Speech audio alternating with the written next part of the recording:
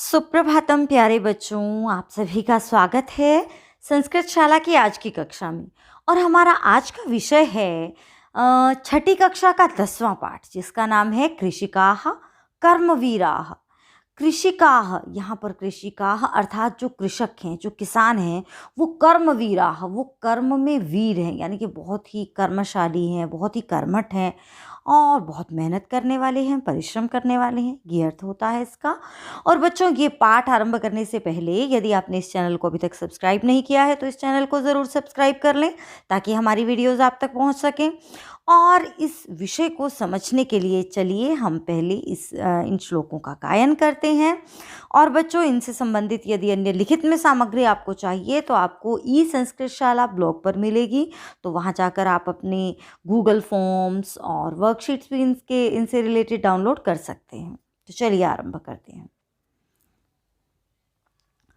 सूर्यस्तपतु मेघाः वा वर्षन्तु विपुलं जलम् कृषिको नित्यं शीतकालेऽपि कर्मठौ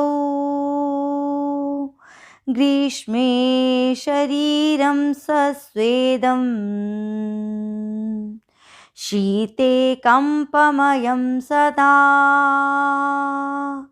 हलेन च कुदालेन तौ तु क्षेत्राणि कर्षतः पादयोर्न पदत्राणे शरीरे वसनानि नो निर्धनं जीवनं कष्टं सुखं दूरे हि तिष्ठति गृहं जीर्णं न वर्षासु वृष्टिं वारयितुं क्षमम् तथापि कर्मवीरत्वं कृषिकाणां न नश्यति तयोः श्रमेण क्षेत्राणि सस्यपूर्णानि सर्वदा धरित्री सरसा जाता या शुष्का कंटकावृता शाकमन्नं फलं दुग्धं दत्त्वा सर्वेभ्य एव तौ क्षुधात्रिशाकुलौ नित्यं विचित्रौ जनपालकौ।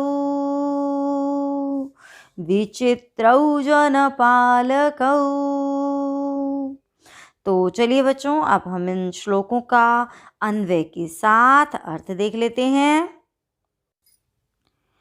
सूर्यः तपतु, सूर्यस्तपतु दो शब्द हैं यहाँ पर, सूर्यः तपतु। और इसी प्रकार यहाँ पर भी दो शब्द हैं, शीतकाले जमा अपि। एक ही बेटा विसर्गें कभी नहीं होती हैं।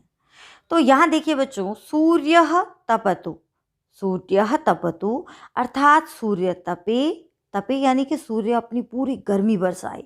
मेघाः वा वर्षन्तु विपुलम जलम, यानी कि मेघाः वा विपुलम जलम वर्षन्तु। अन्वय क्या बना? सूर्यः तपतु, सूर्य तपे यानी कि सूर्य अपनी आग बरसाए, तपे। मेघाः वा या बादल, विपुलम जलम वर्षन्तु खूब सारा, विपुल यानी कि बहुत सारा, अत्यधिक, जलम वर्षन्तु जल बरसाएं। कृषिका, कृषिको, कृषिका और कृषक मतलब यहाँ पर किसान की पत्नी और किसान। नित्यम हमेशा ही, शीतकाले अपि सर्दी के समय में भी, कर्मठौ, कर्मठ होकर अपना काम करते रहते हैं। कर्मठौ का मतलब है बच्चों अपने कर्म में लगे रहते हैं, निरंतर अपने काम में लगे रहते हैं। तो सूर्य आतप बरसाए या मेघ बहुत सारा जल बरसाएं, लेकिन किसान और उसकी पत्नी दोनों ही हमेशा सर्दी के समय में भी नित्य अपने कर्म में लगे रहते हैं। अगला श्लोक देख लेते हैं। इसमें बच्चों देखिए, ग्रीष्मे शरीरम सस्वेदम शीते कंपमयम सदा तो हलेन च कुदालेन तौ तु क्षेत्राणि कर्षतः। तो देखिए बच्चों, यहाँ यदि हम देखें तो अन्वय की दृष्टि से बनता है ग्रीष्मे अर्थात ग्रीष्म ऋतु में शरीरम सस्वेदम, शरीर सस्वेद, स्वेद होता है पसीना, पसीने से भरा रहता है, यानी कि गर्मी में शरीर पर खूब पसीना होता है, पसीने से युक्त होता है शरीर। और शीते, और सर्दी में सदा कंपमयम, हमेशा कांपता रहता है, क्योंकि किसानों का काम तो बच्चों आप जानते हैं ना कैसा काम है, हमेशा पानी में खड़े रहना। पानी आपको पता है जीरी लगती है तो वो पानी में खड़े रहकर जीरी लगाते हैं, और कटाई करते हैं तो भी कितनी सर्दी होती है, बाहर ठंड कितनी होती है, लेकिन वो तब भी लगे रहते हैं। तो गर्मी में शरीर पसीने से भीगा रहता है और सर्दी में हमेशा कांपते रहते हैं। लेकिन आगे क्या कहा गया है, तौ तु, लेकिन वे दोनों तो हलेन कुदालेन च, हल से और कुदाल से। हल तो आपको पता है हिंदी में भी प्रयोग करते हैं, हल चलाते हैं किसान, और कुदाल खोदने का ही एक यंत्र है, ठीक है। तो हल और कुदाल से क्षेत्राणि कर्षतः, वो तो हल और कुदाल से अपने क्षेत्राणि खेतों को कर्षतः, कर्षतः का मतलब होता है बच्चों खोदना, ठीक है। पौधे आदि लगाने के लिए खुदाई की ज़रूरत होती है, तो वो तो अपना इस खुदाई के काम में, बिजाई के काम में आदि आदि में लगे ही रहते हैं। कौन दोनों लगे रहते हैं, तो यहाँ कौन है, कृषिका और कृषक। हलेन कुदालेन च क्षेत्राणि कर्षतः। अगला श्लोक हम देख लेते हैं। पादयोर्न पदत्राणि शरीरे वसनानि नो। और यहाँ पर तो बच्चों यहीं पर दो शब्द हैं, संधि है यहाँ, पादयोः जमा न, यानी कि पैरों में, और न नहीं। अब देखिए अन्वय करेंगे तो क्या बनेगा, पादयोः पदत्राणे न, पैरों में चप्पल नहीं होती, शरीरे वसनानि न, और शरीर पर कपड़े नहीं होते। देखिए किसान कैसे काम करता है, पैरों में चप्पल नहीं होती, शरीर पर कपड़े, वसनानि यहाँ पर शरीर पर कपड़े नहीं होते, मतलब सर्दी की ऋतु में भी आपने देखा होगा बहुत कम कपड़े पहने हुए, और गर्मी में तो अपनी एक धोती लपेटे हुए वो काम में लगे रहते हैं। और निर्धनम कष्टम जीवनम, निर्धनम जो जीवन है वो अत्यंत कष्टदायक है, उनका बड़ा ही कठिन जीवन होता है। यहाँ पर कष्टदायक से भी अधिक है कष्टदायक कठिन जीवन होता है। और सुखम ही, लेकिन सुख तो दूरे तिष्ठति, हमेशा उनसे दूर ही रहता है। यहाँ पर बच्चों हम आज किसान किस प्रकार अपना जीवन जीते हैं वो हम आज पढ़ रहे हैं। चलिए बच्चों आगे देख लेते हैं अगला श्लोक। यहाँ पर कहा गया है गृहम जीर्णम न वर्षासु वृष्टिम वारयितुम क्षमम। गृहम जीर्णम, जीर्णम यानी कि गृहम जीर्णम, घर उनका बड़ा ही जीर्ण है, जीर्ण शीर्ण मतलब बड़ा ही पुराना सा है, बड़ा टूटा फूटा सा है। और वर्षासु, वर्षा काल में, वृष्टिम वारयितुम, वृष्टि को रोकने में, बारिश को रोकने में, न क्षमम समर्थ नहीं है। घर इतना टूटा फूटा सा है कि वो वर्षा काल में बारिश को रोकने में भी समर्थ नहीं है। फिर कहा गया है तथापि कर्मवीरत्वम कृषिकाणाम न नश्यति। तथापि, लेकिन फिर भी, तथा अपि, फिर भी कृषिकाणाम, किसानों का कर्मवीरत्वम, कर्मवीरता, उनकी कर्मवीरता। अब कर्मवीरता क्या होती है बच्चों, यानी कि उनका कर्मठ होना, उनकी कर्मनिष्ठा जो है, न नश्यति, फिर भी समाप्त नहीं होती। देखिए बच्चों यहाँ पर ना किसानों के कर्म के बारे में बताया गया है कि चाहे उनका घर कैसा ही है, बड़ा ही कमज़ोर सा होता है, बारिश भी अंदर टपकता रह, बारिश का पानी भी अंदर आता रहता है, लेकिन उसके बावजूद भी किसानों का कर्म जो है वो कहीं घटता नहीं है, यानी कि किसान अपना कर्म लगातार करते रहते हैं, ये इनका अभिप्राय है। आगे देखते हैं। तयोः श्रमेण क्षेत्राणि सस्यपूर्णानि सर्वदा। तयोः श्रमेण यानी कि उनके परिश्रम से, क्षेत्राणि क्षेत्र, खेत, क्षेत्र खेत, वही देखिए बिल्कुल कितना मिलता जुलता है। तो तयोः श्रमेण उनके परिश्रम से, क्षेत्राणि खेत, सर्वदा सस्यपूर्णानि हमेशा फसलों से भरे हुए रहते हैं। और फिर आगे क्या कहा गया है, या और जो शुष्का धरित्री, सूखी हुई शुष्का यानी कि सूखी हुई, कंटकावृता कांटों से भरी हुई धरित्री धरती है, सरसा जाता वह सरस हो जाती है, यानी कि सरस का मतलब होता है बच्चों रस से युक्त। अब वैसे यहाँ रस से युक्त का क्या मतलब है, यानी कि फसलों से युक्त हो जाती है। तो देखिए बच्चों, तयोः श्रमेण उनके परिश्रम से, उन दोनों किसान पति पत्नी के परिश्रम से, सस्य पूर्णानि क्षेत्राणि सर्वदा सस्य पूर्णानि, खेत जो है वो हमेशा ही फसलों से भरे हुए रहते हैं। और या शुष्का कंटकावृता धरित्री, और जो सूखी हुई कांटों से भरी हुई धरती थी वह भी सरसा जाता, वह भी सरस हो जाती है, अर्थात फसलों आदि से युक्त फलों वाली हो जाती है। अगला श्लोक देख लेते हैं, अंतिम श्लोक है हमारा। अगला श्लोक है शाकम अन्नम फलम दुग्धम दत्वा सर्वेभ्य एव तौ, यानी कि तौ वे दोनों, सर्वेभ्य एव सभी को ही, शाकम अन्नम फलम दुग्धम दत्वा वे दोनों सबको ही, शाकम यानी कि सब्जी, अन्न अनाज, फल फल, दुग्धम दूध, दत्वा देकर, वे दोनों सभी को ये सब चीजें देकर, और खुद कैसे, नित्यम त्रिशाकुलौ हमेशा स्वयं क्षुधा त्रिशाकुलौ भूख और प्यास से व्याकुल रहते हैं, विचित्रौ जनपालकौ ये तो बड़े ही विचित्र हैं, लोगों का पालन करने वाले, जनपालक अर्थात लोगों का पालन करने वाले। देखिए बच्चों, हम जो अनाज खाते हैं, हम जो फ्रूट्स खाते हैं, वेजिटेबल्स खाते हैं, वो सब कोई किसान ही तो उगाता है। तो वो किसान हम सभी को तो ये सारी चीज़ें, दूध गाय भी किसान पालते हैं, तो ये हमें तो ये सारी चीज़ें देते हैं, लेकिन स्वयं भूख और प्यास से व्याकुल। इसका एक अभिप्राय ये भी, इसका मतलब ये नहीं है कि सभी किसान ही भूखों मरते हैं, लेकिन इसका एक अभिप्राय ये भी है कि जो खेत में काम करने वाला किसान है, वो सुबह से शाम तक जी तोड़ मेहनत करता है, भूखा प्यासा, हर समय उसके पास पानी और भोजन तो उपलब्ध नहीं होता ना। तो और कुछ किसान तो ऐसे भी हैं बच्चों जिनके पास वास्तव में रोटी की भी किल्लत है। तो कितने विचित्र हैं ये जनपालक, जो लोगों का तो पेट भरते हैं लेकिन स्वयं भूखे प्यासे रहकर लगे रहते हैं। तो यहाँ पर आज के इस कविता में, इस श्लोकों के माध्यम से हमने बच्चों किसानों का महत्व जाना। और इस वीडियो को देखने के बाद आप मुझे ज़रूर बताएं कि आप ये वीडियो कहाँ से देख रहे हैं, पहली बात, यानी कि अपना नाम और जगह का नाम। और दूसरी बात, आप मुझे ज़रूर बताएं बच्चों कि किसानों के प्रति आपके मन में कैसे भाव हैं, यानी कि आपको ये पाठ को पढ़कर कैसा लगा। 2 से 3 लाइनों में मुझे ज़रूर बताइएगा, मुझे बहुत अच्छा लगेगा। तो चलिए बच्चों, अब इसमें से हम कुछ प्रश्न आपसे, 1-2 प्रश्न, ज़्यादा नहीं, कुछ पूछ लेते हैं आपसे प्रश्न। आपका पहला प्रश्न है यहाँ से, शीतकाले अपि कौ कर्मठौ, शीतकाल में भी कौन कर्मठ है, यानी कि कौन कौन अपने कर्म पर अडिग रहते हैं, डटे रहते हैं। तो बताइए कौन। कृषिका, कृषिकः च, ये हो जाएगा इसका उत्तर।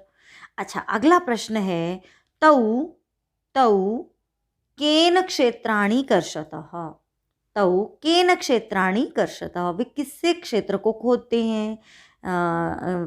तो बताइए वे किससे हल जोतते हैं, खेत को जोतते हैं। इसके लिए कर्षता के लिए सही शब्द होगा बच्चों जोतना। आपको पता है ना किसान खेत जोतते हैं, तो किसान किससे खेत जोतते हैं। तो यहाँ तो 2 विकल्प दिए हैं, तो हम दोनों लिख सकते हैं, हलेन च कुदालेन, यानी कि हलेन कुदालेन च, ये हो जाएगा इसका उत्तर। अगला प्रश्न आपसे पूछ लेते हैं। यहाँ पर आपका प्रश्न है बच्चों, वस्त्राणि इत्यस्य कृते किम पर्यायपदम अत्र प्रयुक्तम, वस्त्राणि के लिए यहाँ पर कौन सा पर्यायवाची शब्द प्रयोग हुआ है। तो वस्त्राणि के लिए कौन सा शब्द प्रयोग हुआ है, बिल्कुल सही, वसनानि, ये हो जाएगा इसका उत्तर। अगला प्रश्न है बच्चों, यहाँ से, किम वृष्टिम वारयितुम क्षमम न, किम वृष्टिम वारयितुम क्षमम न, तो मैंने पूछा है क्या वर्षा को रोकने में समर्थ नहीं है। तो क्या वर्षा को रोकने में समर्थ नहीं है, मुझे लगता है आप बिल्कुल सही उत्तर पर पहुंच गए होंगे। हाँ, कर्म यहाँ बन जाएगा गृहम, ये हो जाएगा इसका उत्तर। धरित्री शब्दस्य विशेषण पदम किम। अब मैंने पूछा है धरती, धरित्री यानी कि धरती की विशेषण पदम, विशेषता पद। धरती कैसी धरती? उन्होंने कहा था ना, यहाँ कवि ने कहा है ना कि धरती जो है वो ऐसी धरती भी बड़ी फसलों वाली हो गई। तो कैसी धरती? कंटकावृता और शुष्का, ये दोनों ही इसके विशेषण हैं। आप कोई भी एक चुनकर यहाँ पर लिख सकते हैं। कृषकौ कृषकौ सर्वेभ्यः किम ददाति। ये पूर्ण वाक्येन उत्तरतः है। ध्यान से देखना, कृषकौ यानी कि किसान और किसान की पत्नी, सर्वेभ्यः सभी को, किम ददतः दत्तः, यहाँ बनेगा प्रश्न कृषकौ सर्वेभ्यः किम दत्तः, किसान और किसान की पत्नी सभी को क्या देते हैं। तो किम दत्तः, तो ये आ जाएगा आपका उत्तर कृषकौ, कृषकः च, या आप सीधा लिख सकते हैं कृषकौ सर्वेभ्यः शाकम अन्नम फलम दुग्धम च दत्तः। ये हो जाएगा इनका उत्तर। तो बच्चों अब चलते हैं हम शब्दार्थ की तरफ। तो चलिए पढ़ लेते हैं। पहला है तपतु यानी कि तपाए, जलाए, में बर्न, विपुलम अत्यधिक, इन लार्ज अमाउंट। कर्मठौ निरंतर क्रियाशील, जिसे हम कह सकते हैं एक्टिव। उसके बाद है सस्वेदम, सस्वेदम अर्थात पसीने से युक्त, फुल ऑफ स्वेट। पदत्राणे जूते, जिसे हम कहते हैं शूज। वसनानि कपड़े, क्लोथ्स। जीर्णम पुराना, ओल्ड। वारयितुम दूर करने में, इन रिमूविंग। क्षमम समर्थ, एबल। सस्यपूर्णानि फसल से युक्त, फुल ऑफ क्रॉप्स। धरित्री, जिसे हम कहते हैं पृथ्वी, अर्थ। उसके बाद कहा गया बच्चों कंटकावृता यानी कि कांटों से भरी हुई। तो कांटों से परिपूर्ण, फुल ऑफ थॉर्न्स।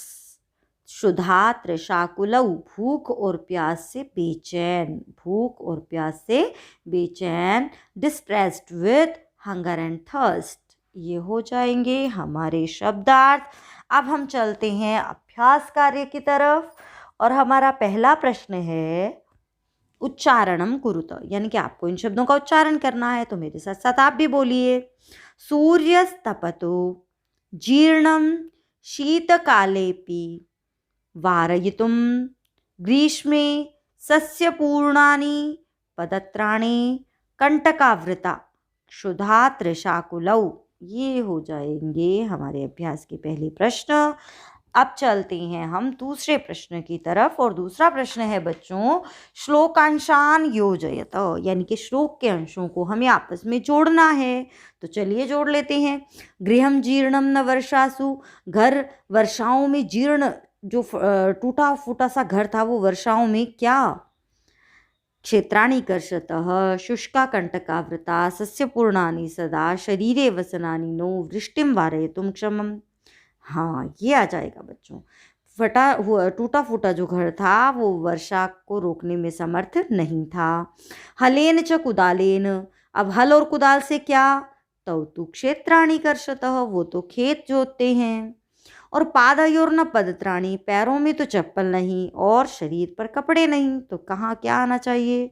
शरीरे वसनानि नो, तयोः श्रमेण क्षेत्राणि, वो बड़े ही परिश्रम से क्षेत्र को, तयोः उनके दोनों के परिश्रम से खेत जो थे वो कैसे रहते थे। सस्यपूर्णानि सर्वदा। धरित्री सरसा जाता, वह धरती जो है सरस हो जाती है जो या शुष्का कंटकावृता, जो सूखी हुई और कांटों से भरी हुई थी। तो देखिए बच्चों यहाँ पर यदि हमें हिंदी आती है, यदि आपने पाठ की हिंदी को अच्छे से किया है तो आप बड़े आराम से इन वाक्यों को मिला सकते हैं, इन कथनों को, श्लोक के अंशों को मिला सकते हैं। चलिए अब हम करते हैं उपयुक्त कथनानाम समक्षम। उपयुक्त ये जो कथन है इनके सामने आपको आम और अनुपयुक्त कथन, यानी कि इसमें जो अनुपयुक्त हैं, अब ये उपयुक्त और अनुपयुक्त मतलब, उपयुक्त मतलब सही और अनुपयुक्त मतलब जो सही नहीं है, गलत। तो सही के सामने लिखना है आम और गलत के सामने लिखना है न। तो चलिए लिखते हैं। कृषकाः शीतकाले अपि कर्मठाः भवन्ति, किसान जो हैं वो सर्दी के समय में भी बड़े कर्मठ रहते हैं। तो बिल्कुल सही, आम। आम के लिए आप ना कहते हैं क्या? तो ये वही वाला आम समझ लीजिए इसे। आम मतलब हाँ, आम का मतलब हमेशा हाँ, ठीक है। और न तो न है ही। कृषिका हलेन क्षेत्राणि न कर्षन्ति। किसान जो है वो हल से नहीं जोतते हैं, लेकिन हल से तो वो जोतते हैं, तो ये तो वाक्य गलत है, तो न। कृषका सर्वेभ्य अन्नम यच्छन्ति। बिल्कुल सही, किसान सभी को अन्न देते हैं, तो आम। कृषकाणाम जीवनम कष्टप्रदम न भवति। किसानों का जीवन कष्ट से युक्त नहीं होता। अरे होता है, तो ये तो वाक्य गलत है, न। कृषकः क्षेत्राणि सस्यपूर्णानि करोति। किसान खेतों को फसलों से भरा हुआ बना देते हैं, तो बिल्कुल सही, आम। शीते शरीरे कंपनम न भवति। ठंड ठंड में शरीर में कंपन नहीं होता। ठंड में शरीर में कंपन नहीं होता, अरे होता है, तो ये तो गलत वाक्य है, तो न। श्रमेण धरित्री सरसा भवति। परिश्रम से धरती जो है वो सरस हो जाती है, यानी कि रस से युक्त हो जाती है, फसलों आदि से युक्त हो जाती है, तो बिल्कुल सही, आम। ये हो जाएगा आपका प्रश्न। चतुर्थ प्रश्न की तरफ चलते हैं। रवि वस्त्राणि जर्जरम अधिकम पृथ्वी पिपासा। अब ये कुछ शब्द मैंने बच्चों पढ़े, इनके पर्यायवाची शब्द हैं ये, यानी कि वसनानी का पर्यायवाची होता है जो उसी के जैसे अर्थ वाला हो। तो वसनानी यानी कि कपड़े, तो वसनानी का पर्यायवाची क्या होगा? रवि, ये तो सूर्य होता है। वस्त्राणी कपड़े, ये यहाँ आ जाएगा। सूर्य, अब सूर्य का तो आप फटाफट से पहचान लेंगे, रवि। तृषा, प्यास जिसे हम कहते हैं, तो जर्जरम अधिकम पृथ्वी पिपासा। बिल्कुल सही, पिपासा इसका उत्तर हो जाएगा, पिपासा आ जाएगा यहाँ। उसके बाद है विपुलम। विपुलम मतलब बहुत बड़ा या बहुत ज़्यादा, तो अधिकम आ जाएगा यहाँ। जीर्णम, जीर्णम होता है बड़ा ही टूटा फूटा फटा पुराना, इस अर्थ में, तो जर्जर, जर्जरम आ जाएगा। धरित्री, धरित्री यानी कि धरती यानी कि पृथ्वी, तो ये आ जाएगा यहाँ। और ये हो जाएगा हमारा चतुर्थ प्रश्न। चलते हैं अगले प्रश्न की तरफ। अब बच्चों आपको क्या करना है? मंजूषातः विलोम पदानि चित्वा लिखत, यानी कि मंजूषा से विलोम उल्टे अर्थ वाले शब्दों को छांट कर लिखना है। धनिकम, जो धनिक होता है यानी कि जिसके पास धन होता है। अमीर। निरसा, निरस जिसमें कोई रस ना हो। अक्षमम, क्षमा न करने योग्य, सहन न करने, क्षमम का मतलब सहन करना भी होता है, सहन न करने योग्य या न सहना। दुखम, दुख। शीते, ठंड में। पार्श्वे, समीप में, तो सुखम का उल्टा, बिल्कुल सही, दुखम। दूरे, दूरे मतलब दूर, तो दूर का उल्टा, धनिक तो नहीं हो सकता, निरस भी नहीं, अक्षमम भी नहीं, दुखम भी नहीं, शीतम भी नहीं, तो क्या बचा? पार्श्वे, समीप में। निर्धनम, निर्धनम यानी कि धन जिसके पास ना हो, तो इसका उल्टा होगा धनिकम, ये आ जाएगा यहाँ। क्षमम, क्षमम अब मैंने बताया सहन करने में समर्थ, तो इसका उल्टा होगा अक्षमम, तो ये आ जाएगा यहाँ। ग्रीष्मी, ग्रीष्म यानी कि गर्मी, तो इसका आ जाएगा शीते। और सरसा का हो जाएगा नीरसा। और यहाँ ये हमारा पांचवा प्रश्न जो है वो पूरा होता है। अब हम चलते हैं अगले प्रश्न की तरफ, तो चलिए अगला प्रश्न कर लेते हैं। छठा प्रश्न है बच्चों हमारा, प्रश्नानाम उत्तराणि लिखत, यानी कि आपको प्रश्नों के उत्तर लिखने हैं, तो चलिए करते हैं जल्दी से। कृषकाः केन क्षेत्राणि कर्षन्ति। किसान किससे खेत जोतते हैं? तो बताइए जल्दी से, किसान किससे खेत जोतते हैं? तो उत्तर होगा कृषकाः हलेन कुदालेन च क्षेत्राणि कर्षन्ति, हो जाएगा उत्तर, यानी कि किसान हल से और कुदाल से खेत जोतते हैं। केशाम कर्मवीरत्वम न नश्यति। किन की कर्मवीरता नष्ट नहीं होती, किन का कर्म नष्ट नहीं होता, कौन कभी भी काम करने से नहीं रुकते? तो बताइए। केशाम जैसा प्रश्न वैसा उत्तर, तो कृषिकाणाम, ये हो जाएगा इसका उत्तर, कृषिकाणाम कर्मवीरत्वम न नश्यति। अगला प्रश्न, श्रमेण का सरसा भवति, यानी कि परिश्रम से कौन सरस हो जाती है? तो कौन सरस हो जाती है? श्रमेण धरित्री सरसा भवति, धरती सरस हो जाती है। कृषकाः सर्वेभ्यः किं किं यच्छन्ति। किसान सभी को क्या क्या देते हैं, जल्दी से याद करके बताओ, किसान सभी को क्या क्या देते हैं। कृषकाः सर्वेभ्यः शाकम अन्नम जलम दुग्धम च यच्छन्ति, यानी कि किसान सभी को सब्जियां, अनाज, जल और दूध देते हैं।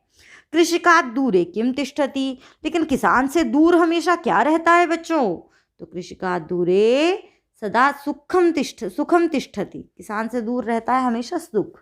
तो ये हो जाएगा हमारा 10वां पाठ।